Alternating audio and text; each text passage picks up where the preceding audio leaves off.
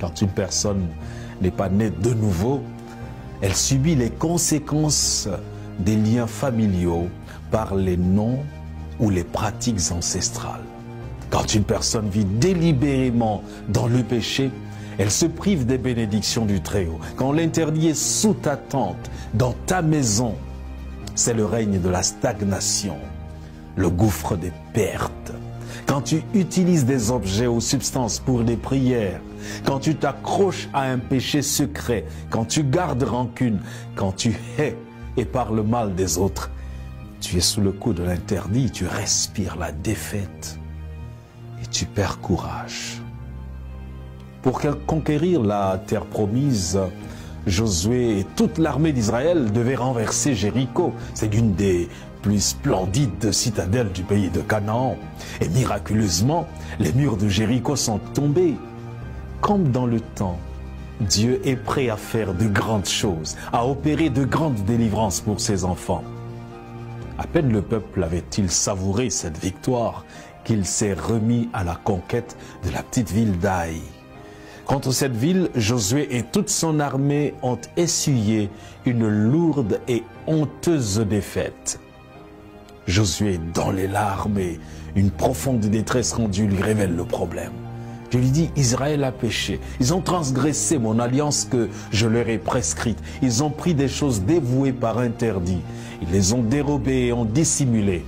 Ils les ont cachées parmi les bagages. Aussi, les enfants d'Israël ne peuvent-ils résister à leurs ennemis. Ils tourneront le dos devant leurs ennemis, car ils sont sous l'interdit. Je ne serai plus avec vous si vous ne détruisez pas l'interdit de vous. Josué chapitre 7 versets 11 à 12. Y a-t-il dans ta maison, dans ton bureau et dans ton cœur un interdit?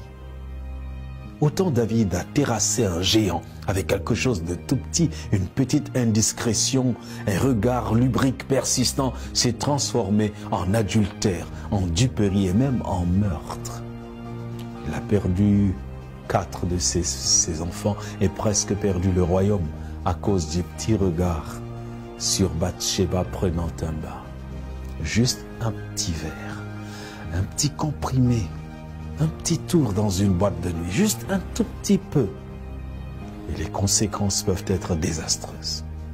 Il faut absolument rompre avec toute forme d'occultisme, de relation avec les démons par la voyance, de fétichisme, d'abomination. Ouvrez votre cœur à Dieu, invitez-le dans votre vie, renoncez à l'ancienne vie, car Dieu a effacé l'acte dont les ordonnances nous condamnaient et qui subsistait contre nous. Il l'a détruit en le clouant à la croix. Il nous dit, je répandrai sur vous une eau pure et vous serez purifiés. Je vous purifierai de toutes vos souillures et de toutes vos idoles.